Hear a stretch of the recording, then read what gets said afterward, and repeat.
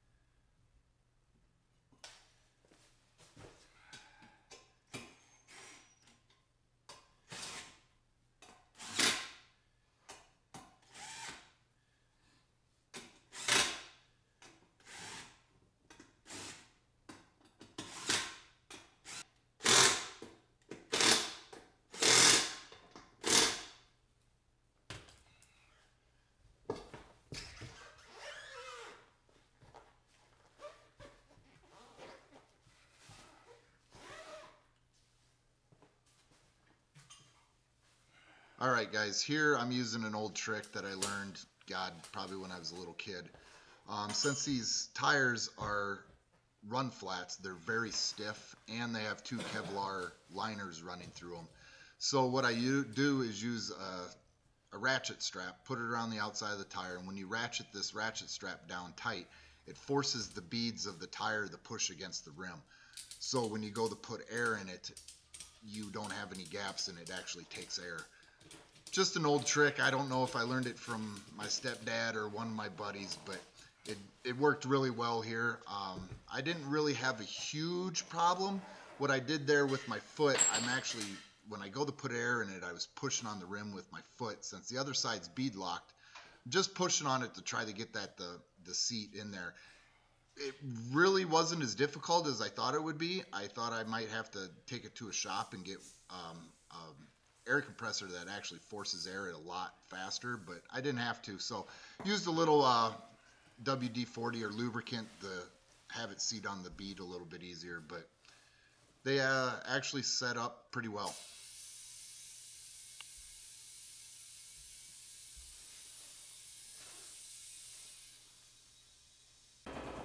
All right, well, my air compressor's running, but here they are.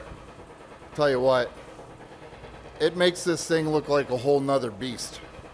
The only thing, since you're running the same size tires front and rear now, instead of bigger in the rear and then skinnier in the front tires do stick out past the rear tires. So what I'm gonna do is I'm gonna measure this, and then if there's 2 inches difference, then I'm gonna order inch spacers, one on each side, so my tires are identical. You are very, very close also to the swing arm here. You can see there's, you know, about a finger right there is all the clearance you get. So I think I'm gonna need some spacers no matter what.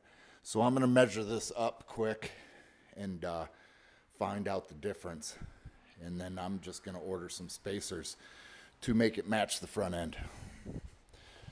Clearance wise, I mean, you're getting 3 more inches. So it looks pretty mean. You can really see the difference here on front and rear tire. I mean, it's huge difference. So I'll get the measurements here and then I'll let you guys know.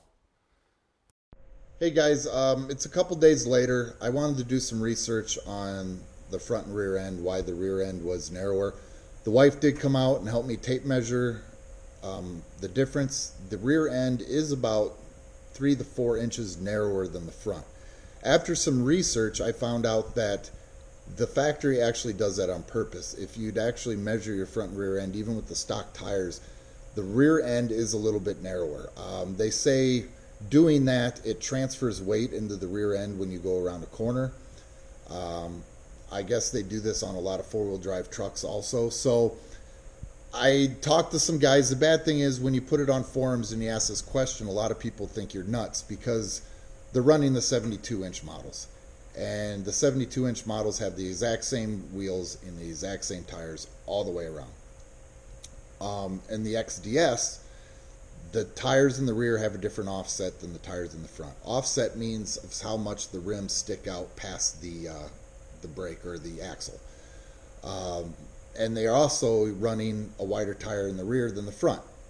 So when you go and you put tires on the exact same size all the way around, your rear end is going to be a little bit narrower. I had people telling me, oh, you put the rear end on last, which I did, and your suspension is not set yet. So I went out and rode it, checked it again, same difference. So if you have an XDS and you are going to put on the same size tires all the way around, might be a good idea to get the exact same rims. Then you're going to have the exact same offset, along with you're going to be able to rotate your tires. I guess you can't rotate the tires when you are running factory rims on the XDS, because if you put the rears on the front, the offset's different enough that when you turn, the rim's going to hit your steering arm or something, and it also rubs the brake line raw. So that kind of sucks, but I usually go through a pair of tires at about 1,000 to 1,500 miles, and I usually never take my car out of 4-wheel drive. It's just a thing, for safety, really. When I'm running through Wisconsin 60 miles an hour, I like to have 4-wheel drive around the corners and not have my ass out. ass end slide out. So mine probably usually wear the same on my factory tires. The rear was no different than the front tires, so I'm not too worried about wear as far as having to rotate it. It does look weird to me, but you just go up to anybody and they look at the car, they never know that the rear end is narrower. One thing I do not like is how close that tire is to the swing arm. The last thing I want to do is go in the woods and catch a big log and get it sucked in between the tire and the swing arm when there's only about this much room between the tire and the swing arm. So I might go about 1.5 inches wheel spacers in the rear and just leave the front alone. Wheel spacers about $80 for a pair, not a set, a pair. So instead of getting, if you're going to do it on all 4 tires, you're looking at, you know, $160. So I might just put them in the rear just to get that spacing, let the front end match up a little bit. They said if I do this, some guys said I will lose a little bit of control into the corners because it won't be able to set the weight in the rear end. So I don't know much about that, guys. I'm just kind of letting you know what I've heard. So if you are going to go big, the same size tires all the way around, like I said, you might want to get some different rims. Me though, I like the stock rims, especially when I painted those rings orange to match the rest of it. Looks pretty neat. So we're just going to go with it. I don't have any extra cash to put rims on my tires, so I might just spend a little extra money and get the wheel spacers. So there it is, guys. I hope you enjoyed the video. One thing I do want to add, I did plow snow the very next day with these tires on. Worked great in the snow. Worked really well in the snow. I'm kind of curious how they're going to take a corner. In the snow, when you gun it and you turn the wheel, you're going to slide. So I'm kind of curious how they work as far as traction into a corner, but I think they're going to be pretty good tires. I really like them, and they say these tires are damn near indestructible with the Kevlar lining. The tires themselves weigh, I think, 39 pounds, which is a pretty good weight for 32s. So there it is, guys. You have a good day. Thanks.